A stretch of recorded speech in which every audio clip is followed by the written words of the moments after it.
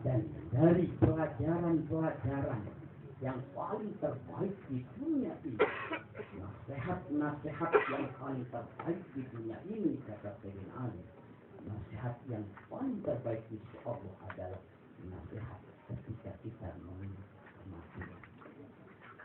Pada malam hari ini kita dikumpulkan barakah wafatnya beliau. Beliau adalah orang yang baik. Beliau adalah orang selalu melakukan kebaikan. Insya Allah beliau, aku yakin, kita berkeyakinan, insya Allah beliau husnul khatimah. Amin. Ya Rabbal Alamin. Sehingga beliau memberikan keberkahan dengan dikumpulkannya kita melalui tahlilan pada malam hari ini. Insya Allah kita datang di sini juga memiliki tujuan untuk mendapatkan sarana mengingat tentang kematian. Jadi jangan sampai hadir di kematian cuma hari-hari. Ya, lumayan 30 hari cuma. Dapat berkat, dapat dikuliasi, dapat saring BHS lagi. Memang begitu. Jadi niatnya cuma untuk ngeriung berkat, jangan. Tapi itu mah barokah kita ngeriung. Yang lebih penting adalah kita jadikan sarana untuk menyelamatkan. Karena di dunia ini sangat langka orang banyak ingat mati. Kalau orang banyak ingin mati mau beres, nggak ada prostitusi online di internet. Kalau ingat mati, masalahnya banyak orang yang nggak ingat mati. Coba kalau matinya tahu aja, saya mati tanggal umpama 12 Oktober 2050, santai banget. Tapi kalau tahu matinya besok, nggak ada yang mati ya. Masalahnya yang namanya kematian ini misterius, nggak ada yang paham kapan dan di mana. Dan ini merupakan apa? Cobaan buat kita selalu banyak beribadah kepada Allah Subhanahu wa Ta'ala. Maka itu pada hari ini kita mendoakan beliau setelah wafat. Jadi kalau orang baik, jangan kita ngomong bahasanya mati atau tewas. Apa sih tewas? Jangan. Kalau orang baik kita katakan wafat. Nah wafat itu adalah terangkatnya kebaikan di sisi Allah. Siapa yang wafat adalah almarhum Haji Khairuddin. Jadi ada siapa sih tewas ini sekuri. Sudah mati aja artinya moga-moga dengan kita mengucapkan wafat kebaikan beliau diterima oleh Allah sehingga beliau digolongkan dimasukkan kepada orang-orang yang husnul khotimah. Jam berapa nih ya? Jam 8 ya. Insya Allah 15 menit maning lah ya. Kaidah usul fiqh mengatakan bahwa darul maratib muqaddamun 'ala jalbil masalih. Menolak kerusakan harus didahulukan ketimbang kita mengambil keutamaan atau kebaikan. Ceramah ini kalau terlalu lama walaupun bagus timbulnya mafsadah. Ibu nanti yang ngomong, siapa sih terang orang jam gue nanti jeno ngomong pulang ngobrol. Maka sedikit gue jangan soalnya dari Bulak Galis ke sini agak jauh juga Pak. Nanti wah di kalian penelitian beliau saya berhajan. Jadi umur ausrafuha sebaik-baik perkara sing tengah-tengah baik 40 menit lah cukup. Mulai ya. Tidak lama saya ingatkan, tapi sedikit saya ingin membahas dalam kitab Hujjatul Ahlussunnah wal Jamaah di dalam kitab Ar-Ruh karena Ibnu Qayyim al-Jauziyah. Qala Syekh Al-Maghfurullah Yai Al-Maqsud. Afdal Faslun Ma'dalil Mayyiti Arba'atun. Dia menukil pendapat Ibnu Qayyim dari sesuatu yang paling utama bagi kita yang masih hidup untuk kita berikan kepada orang yang sudah meninggal dunia itu ada 4 perkara.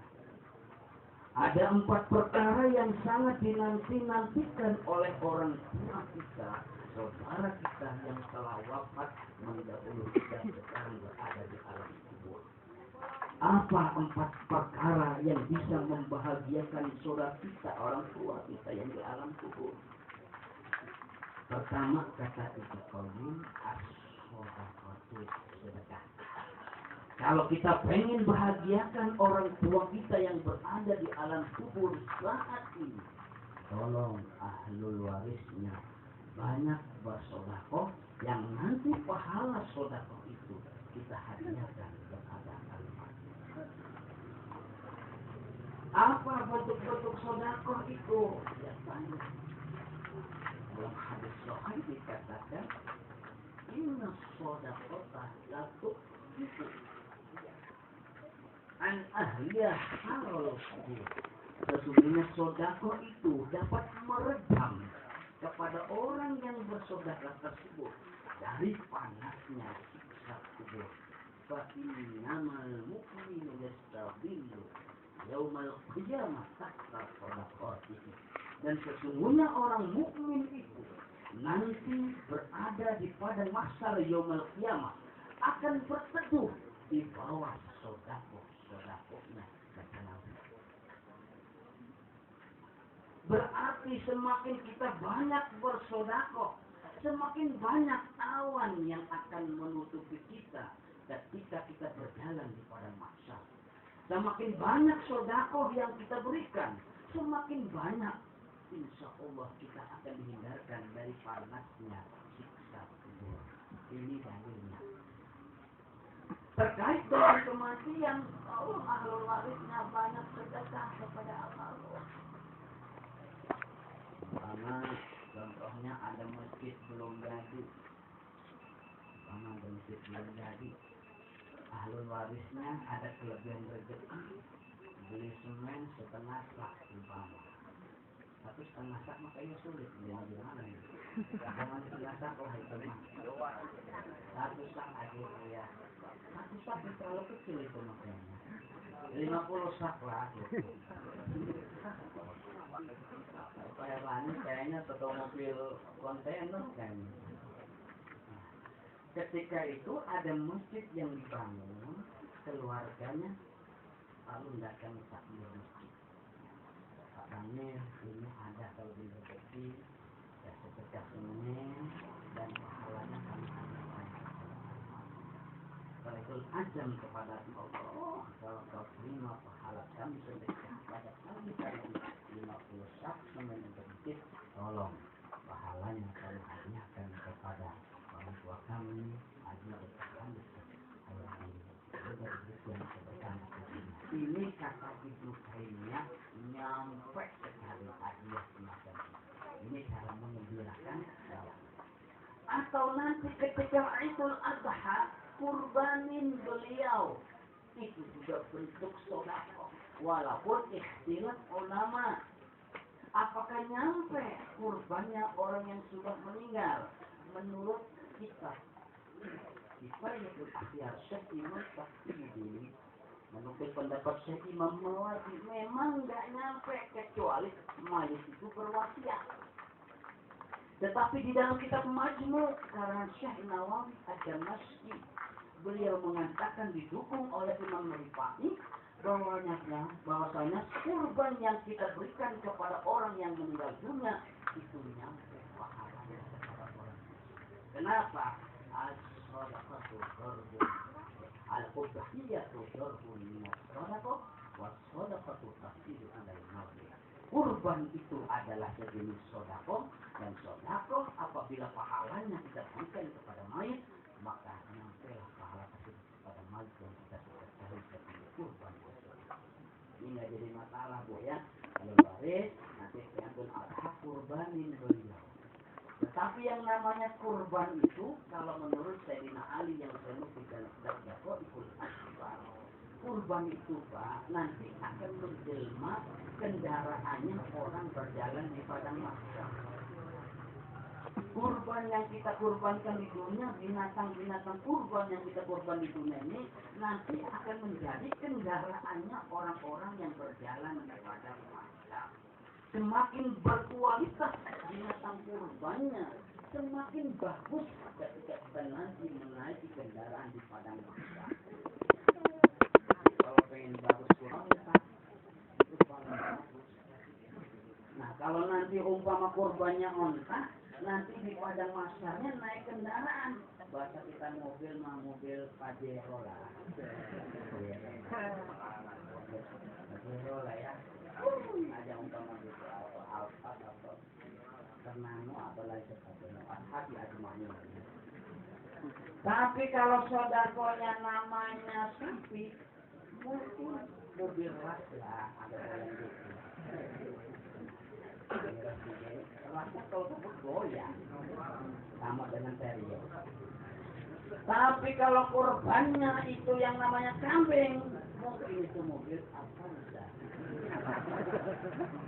Mobil sejuta uang. Tapi kalau kurbannya ayam, kurban ayam mengajar, maka jangan pelit ketika berkurban. Baik ustadz sendiri atau para umat sendiri.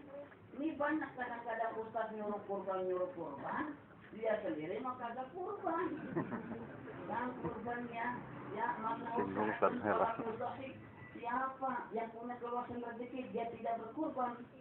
Kalau yuqribanna musallana, maka kata Nabi jangan sekali-kali dekati tempat sholatku. Oleh karena itu para hadirin berkurbanlah semua kita yang orang kurban.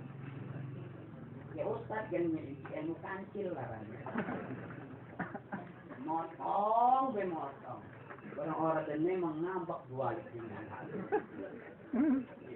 jadi Ustaz juga begitu kalau ada rezeki kurban biar ditonton umat dia benar ya. Ustaz pun ngomongnya sesuai teori sesuai dengan praktek enak kejelangan. Maka sekarang kalau umpama umat jauh dari Ustaz, jangan salahi umatnya. Jangan-jangan Ustaznya juga orang memberikan kedua agama kepada umat. Maupun sedekah itu ganjaran yang pakai. Tapi ketika kotak lewat di Ustaz paling benar kan? Kalau kotak itu jalan ke ibu-ibu kan lambat jalannya Bu. Tapi mana Ustaz cepat. Maksudnya ada cepat-cepat sedekah juga maksudnya. Ya, yang gitu ya. Jadi kembali kepada masalah lagi, tolong beliau ini sedekah. Jadi apa tadi sedekah pahalanya kita berikan kepada. Yang kedua adalah kata Imam Ibnu Qayyim al-Jauziyah yang dinantikan oleh orang meninggal dunia selain sedekah, yang nomor dua adalah doa mendoakan. Minimal kirim Fatihah kepada almarhum. Entah Fatihah itu langsung ke kuburannya, entah Fatihah itu kita baca pada sholatil maktubah atau sholat imam waktu atau sholat sunnah. Kirim Fatihah. Khususnya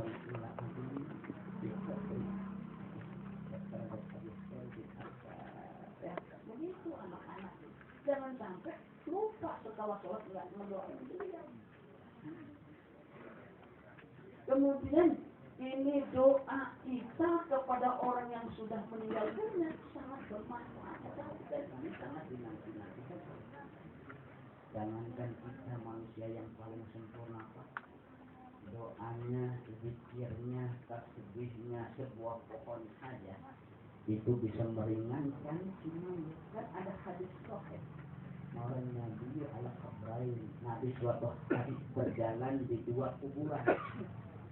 Ketika berjalan dengan sahabat di dua kuburan, kata Nabi, sahabat berhenti dulu. Kenapa Rasul?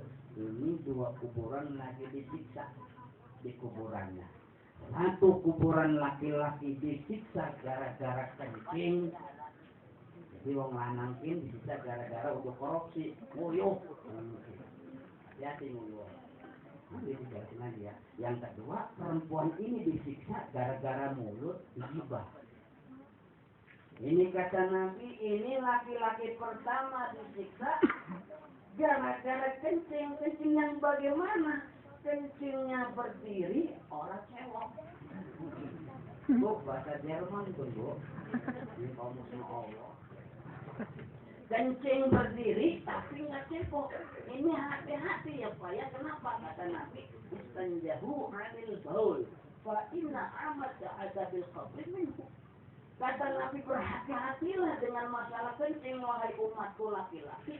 Karena mayoritas umatku laki-laki disiksanya itu gara-gara kencing. Orang Belanda kita kencing berdiri ini. Dulu mah orang Islam kencingnya tutup. Karena subkorpur dia itu sulit. Atau melemahin Islam di Indonesia pertama di Aceh. Di Islam jangan Islam kalau frontal, tak rusak. Ajaran salah satu masalah kencing. Kalau dulu kencingnya duduk semua, Nabi itu belum pernah kencing kecuali duduk. Nah, dibikin oleh orang Belanda stasiun, kondisikan tempatnya kencingnya berdiri. Bandara dikondisikan tempatnya berdiri. Jangan-jangan masjid juga tamirnya bikin toilet kencingnya berdiri. Ini kan warisan kolonial Belanda ini. Sama kayak mbak makan. Dulu kan makannya duduk. Sekarang bikin apa tuh orang kawin nyopar berdiri. Dan di ya. Kenapa ya? Ya, ada warisan Belanda itu. Nah, itu hati-hati nih ya. Jadi berhati-hatilah dengan masalah kencing. Bahkan dalam kitab Al-Mu'tamad fil Fiqh Syafi'i mengenai masalah nikah. Dalam hadis kan ada gitu. La nikaha illa biwaliyin mursyidin wa syahadai adlin wa ma kana ala ghairi dzalika fa huwa batil. Kata Nabi, tidak sah sebuah akad nikah manakala tidak dilakukan oleh seorang wali yang mursyid dan dua saksi yang adil. Maka kata Nabi, siapa yang mengadakan pernikahan tanpa dilakukan wali yang mursyid dan dua saksi yang adil, bahwa batil, maka nikahnya nggak sah. Sekarang ditanya, apa yang dimaksud wali yang mursyid dan dua saksi yang adil? Syekh Imam Zuhail menjelaskan satu, manir kata fi kabiratin, orang yang tidak melakukan dosa-dosa besar. Berarti kalau orang nggak sholat jadi wali dan saksi, batal walinya, batal saksi. Ya. Kenapa? Orang yang nggak sholat termasuk orang yang melakukan dosa besar. Yang kedua adalah majakhilu bil muru'ah. Yang dimaksud dengan wali yang mursyid dan dua saksi adil adalah jangan sampai jadi wali dan saksi itu kosong dari sifat muru'ah, waro. Apa contohnya? Dicontohkan dalam kitab Al-Mu'tamad, ya bunuh bismuk walayastandi. Dia itu kencing di tengah jalan, kencingnya sendiri, tidak cukup. Wujudnya orang cebok, jadi saksi, batal saksinya, jadi wali, batal walinya. Maka kewajiban ketua pengulu sikit, pengulu pun kewajibannya. Kalau menarap nikahi anak, tak kondingin walinya. Nah, mulai ngadet apa saja.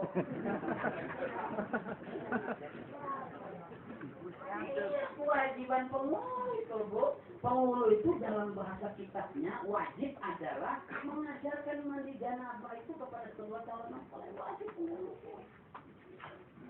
Kedua, jangan sampai saksi kencingnya berdiri atau wali kencingnya kiri. Takon dulu, Pak.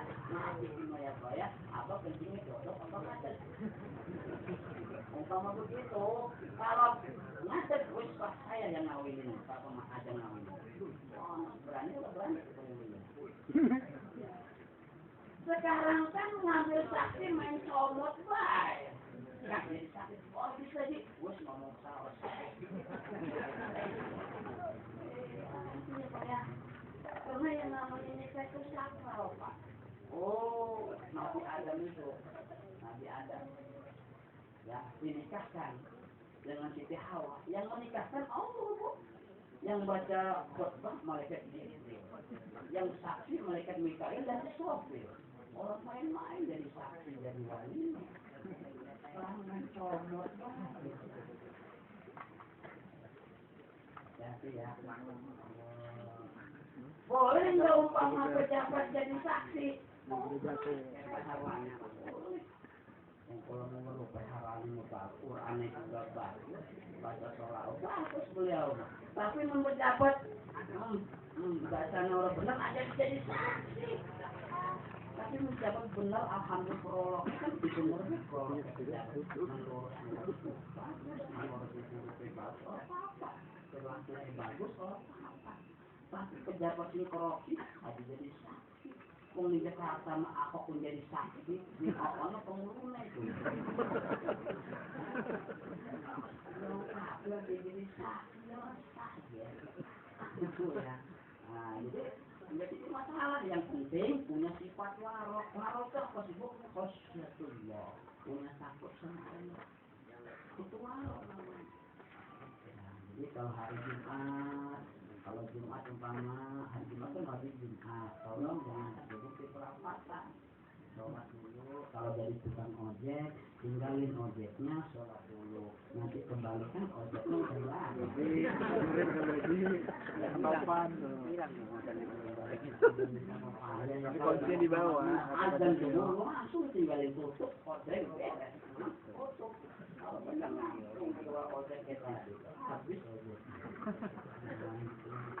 Ini yang digunakan Allah Subhanahu wa taala kembali kepada pernikahan. Ini mah bahasanya ikhtiar saya, bukan masalah keputusan hukum, tapi bahasa Imam Bukhari ini kehati-hatian kita dalam pernikahan jangan sampai saksi atau wali itu sembarangan ikhtiar hukum. Jadi maksudnya bagaimana? Ya kalau umpama jadi saksi jadi wali itu orangnya bayangan akhlaknya bagaimana? Kalau jadi saksi jadi wali itu melihat bagusnya ustad lah ya, ustad itu udah promosi itu lebih baik. Ya kayak umpama motong kurban, jangan sampai kurban dipotong orang tukang mabuk. Kasihan binatangnya juga kurban mabuk. Makanya jangan motong. Karena ada ilmunya Pak, motong kurban itu ditepuk aja nurut dan daging supaya jangan bau, kan ada ilmunya motong. Sing dua ilmu mah ustad. Udah promosi gimana ini berubah. Bahkan maaf ini dalam kitab Bukhyatul Mustarsyid itu disebutkan kalau kita sedekah sama orang buta di tengah jalan, ada orang buta, itu pahalanya cuma 100 kali. Kalau ada saudara kita yang perlu bantuan kita sedekah, itu pahalanya 1000 kali. Kalau kita sedekah sama orang tua, itu pahalanya 10.000 kali.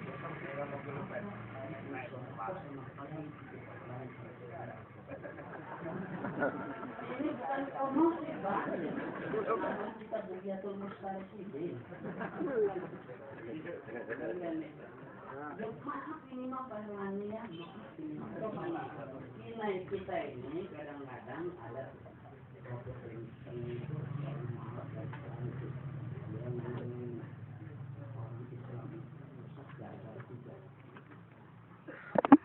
maksudnya cara pandang pikirnya salah, kedua visionnya model gaya pikirnya, dan ketiga mindsetnya bagaimana? Dia mengatakan orang Islam saat ini mindset pikiran otaknya ini banyak dipenuhi kebendaan, materialistik, hedonisme, sehingga apa-apa sekarang diukur dengan keduniaan, materi. Orang sukses segala macam sekarang keduniaan. Nah, coba kita bayangkan Pak kemarin yang juara dangdut Akademi Indonesia. Maaf ini Maya, nggak mau ini aja. Tahu siapa juaranya itu? Hah? Anak. nonton itu. Itu juara 1 Pak, dapat 100 juta plus mobil. 150 ya? 150 juta plus mobil. Juara kedua 100 aja. Bisa kemarin Pak, apa ini ya? Jadi Dewan Hakim di Metro Musabaqah Tilawatul Quran. Ya Allah ya Rabbi Pak, boleh jadi belum luka dipotong pajak mana? Jadi tadi tulis wali kota di sini. Belum luka juga boleh ya. Juara 1 hafiz dan hafizoh hafal Quran 2.500. Bayangkan coba, jadi penyanyi dangdut 150 juta, hafiz dan hafizoh 2.500. 2.500. Dijanji umroh sama wali kota, tapi kadang-kadang meleset. Coba bayangin, urusan dunia ngejor-joran, urusan akhirat sulit. Kita ini mayoritas orang Islam 230 juta. Orang Islam. Tapi bayangin, orang hafal Quran, padahal kita ini Pak hidup di dunia ini berhutang budi dengan orang hafal Quran. Kata Nabi, selama di dunia ada orang hafiz dan hafizoh dalam Qurannya, nggak mungkin digulung di kiamat ini dunia. Kang Budi, kenapa sih dihargai 2.500? Salah siapa ini? Ya harus wali kotanya diganti. Erlang ini kayak kalau ini agak mau hadirin yang dimuliakan Allah Subhanahu wa taala. Nah, kembali ke Allah. Kemudian ketika Rasul tadi nganuin kena kencing, satu perempuan yang kena gibah, Rasulullah akhirnya mengambil pelepah daun kurma, dibelah menjadi 2, ditancapkan ke kuburan laki-laki disiksa gara-gara kencing, satu lagi ditancapkan ke kuburan perempuan yang disiksa gara-gara kencing. Sahabat bertanya, kenapa kita ganti Rasulullah? Kenapa penjenengan melakukan itu? Membelah pelepah kurma jadi 2, ditancapkan ke kuburan satu laki-laki, satu ke perempuan tadi. Kenapa? Kata Nabi bahasa diplomatisnya, sahabat, selama ini pelepah daun kurma masih basah belum kering. Ini namanya pelepah kurma berzikir, bertasbih, bertakbir kepada Allah. Karena zikirnya pohon kurma, pelepah kurma ini dapat barokah keringanan dan kita subur gara-gara ada pelepah daun kurma di atas kita. Makanya sunnah kalau punya kuburan orang tua, tanamin tuh bunga-bungaan, melati, anggrek, atau ada pohon duren. Tanamin selama ada pohon itu, dan pohon itu berzikir. Orang pohon itu adalah makhluk Allah. Makanya hati-hati ketika nyalonin anggota dewan atau apapun, tolong kalau mampangin namanya gambarnya jangan dipaku itu pohon. Karena pohon itu hidup. Kalau dipaku nyakitin pohon. 40 pohon yang dipaku pasti orang jadi buang. Hidup, gak percaya. Orang haji Pak, di Ma'la itu, Ma'la itu ada kuburan Ma'la di Mekah itu. Di situ juga ada yang namanya masjid jin dengan masjid syajarah. Karena kalau pergi haji ya, masjid jin itu apa dulu? Rasulullah dakwah ada jin dengerin dakwah. Ketika itu kata jinnya, ya Muhammad, kalau sampai benar-benar Nabi saya pengen dokirkan nampakkan Nabi tidak apa, tolong tuh pohon kurma yang di ujung sana tuh ke sini. Kalau itu pohon lari ke sini, menurut saya akan berbaik untuk masuk Islam. Itu pohon kurma sekarang diabadikan menjadi masjid syajarah. Akhirnya Jibril turun, Muhammad panggil ke pohon, panggil sana Nabi. Itu kalau kita ukur antara masjid syajarah dengan masjid jin itu 600 meter. Kurang dipanggil langsung tercabut itu pohon, langsung datang dengan sudut kepada Nabi. Akhirnya jin itu masuk gara-gara ada pohon kurma mendekat Nabi. Kata Nabi harus kembali maning, tempatnya kembali maning. Artinya itu namanya pohon hidup Pak. Bayangkan Pak, kita ketika nempelin anggota dewan, paku bersama nih. Itu pohonnya pasti ngomong Pak. bayangkan kalau 40 pohon, doanya 40 makhluk, doanya satu wali. Insya Allah orang jadi. Makanya bagaimana? Tali ini sama tali aja, jangan dipakai. Jadi pohon itu berzikir. Jangankan pohon, bebatuan juga berzikir. Apa dalilnya? Surat Jumat. Maka yang namanya bebatu di gunung itu berzikir. Apa maknanya batu cincin? Lagi bombing. Cincin. Cincin ini kita punya sunah. Sunahnya pakai batu cincin itu harus pakai ilmu. Karena apa? Ada ilmunya. Kalau kita pengen seperti Rasulullah. Rasulullah itu tuh pakai batu cincin. Kok selama kematian malah cincin? Apa ya dari ini ya, biar ada ilmunya. Setelah kami pernah diminta Pak ngasih diskusi tentang cincin dan masalah. Cincin perspektif Islam Rasulullah. Jadi boleh pakai cincin itu karena Nabi juga pakai cincin. Dua Rasulullah pakai cincin. Satu berbentuk perak semuanya bertuliskan Allah Rasulullah Muhammad perak. Untuk apa? Stempel. Ini Rasulullah kan kena khalifah, presiden atau wali kota. Nempel dengan cincin itu. Satu lagi dipakai lagi. Tapi cincinnya perak, di atasnya itu adalah batu mulia. Nah tentang batu mulia ini beberapa hadis di situ dikabarkan mengabarkan hadis. Satu bentuk itu berbentuk batu akik. Satu lagi ada batu mulia, akiknya adalah akik dari Abbasiyah warna hitam Rasulullah pakai. Satunya warna hijau yaitu batu jamrud. Itu Rasulullah pakai. Ya, makanya di mana? Makanya bisa dipilih sama dari mana? Jadi hukumnya makruh pakai cincin di jari tengah dan telunjuk. Mana dalilnya? Kitab Al-Bunya karangan Syekh Abdul Qadir Jailani. Jika anak di jari tengah.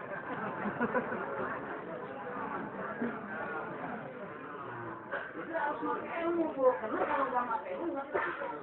Ini cincin hidup ini. Ini yang saya pakai ini kalimatnya ini.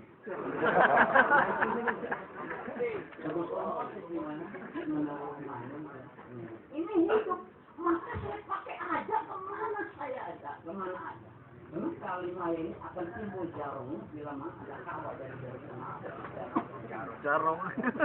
Ya usah dimasukkan ke minyak rem. Ada macam supaya jarum itu jadi sampai ke minyak rem. Jadi nggak usah cincin mas semakin banyak dipakai. Karena hawa manusia ini hawa yang paling terbaik. Ketika kita pakai apa namanya batu bata di hijau mati orang. Paham ya? Pakainya ketika sholat dipakai. Ini batu ketika pakai sholat zikir. Ya Allah, terima kasih ya Allah. Saya dipakai oleh si Fulan dalam sholat. Ya Allah, ampuni. Ini orang yang pakai saya. Ya Allah, ampuni. Itu. Maka saya terang, saya tapi kanannya Allah.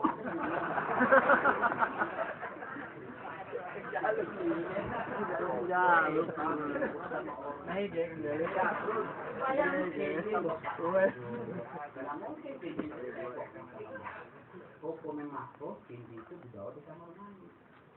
Paham nggak ya? Mau balik aslinya. Hadirin yang dimuliakan Allah subhanahu. Nah, jadi itu semua makhluk Allah itu berzikir termasuk bebatuan dan lain sebagainya. Maka boleh ketika jam melempar haji, nanya sama saya Pak Ustaz, boleh enggak? Kalau ketika jamarot hari Aqobah ayam tasbih, ketika kurang melemparnya, karena kalau kita melempar batu itu kan, kalau kurang kita ambil dari tempat marmah lontaran batu itu hukumnya nggak boleh. Melempar kurang ada sisa orang di situ di tempat marjah nggak boleh hukumnya batal. Terus kalau kurang boleh enggak melempar pakai batu cincin? Orang itu tanya sama saya, boleh. Insya Allah nanti yang nadain orang kengsek kata saya. Bahasa sebagai seluruh yang jadi yang nomor 2 yang membahagiakan si mayit adalah doakan ya Bu ya. Jangan sampai lupa mendoakan beliau. Yang ketiga adalah mengistighfarkan ampun kepada Allah kepada beliau. Dengan cara apa? Boleh istighfar itu Pak. Kalau kita datang ke kuburannya, baca surat Yasin. Enggak bisa apa? Itu ada hadisnya, ada keterangannya. Jadi kalau kita ziarah ke kuburan yang paling bagus itu adalah baca surat yang ada kesalahannya. Apalagi, tapi syaratnya sih membaca anaknya tadi, orang jangan kaget. Ini kan kalau ini Pak, saya ziarah ke kuburan ada suara anak, bisa apa sih baca enak ini satu-satu. Orang di bintangnya ada seorang pemuda, orang pemuda itu ditanya, ya kuburan, iya saya nggak waktu wafat saya di Singapura, saya nggak bisa ziarah, sekarang bisa ziarah ini. Baca apa? Yang nggak baca apa? Kok enak amat suara ada kalau sekarang. Orangnya dengan kagetnya maka azan dengan kaget kan tidak sah hukumnya. Jadi bagusnya itu karena sifat. Dan yang terakhir adalah yang ditunggu-tunggu oleh orang yang sudah meninggal dunia, yaitu menghajikannya. Alhamdulillah beliau sudah haji kayaknya. Tapi kalau punya kakek nenek haji juga, dia juga orang tua. Namanya badal haji lah. Namanya badal haji itu bisa orang itu telah meninggal dunia wafat, atau bisa juga orang yang masih hidup. Di badal haji itu bukan untuk orang meninggal saja, tapi orang hidup pun yang tidak bisa apa-apa, tidak mampu, fisiknya nggak mau segala macam, boleh disajikan dengan orang lain. Terlebih orang yang sudah meninggal dunia. Empat perkara inilah yang sangat dinantikan oleh orang yang sekarang berada di alam kubur. Satu adalah mensedekahinya, yang kedua mendoakannya, yang ketiga mengistighfarinya, dan yang empat menghajikannya. Semoga ada manfaatnya selama 3 hari ini. Amin ya rabbal alamin. Anak berkata kan? Alhamdulillah. Semoga berkata. Mohon maaf bila salah. Billahi hidayah wa taufik. Salamuna wa sallallahu alaihi wa sallam.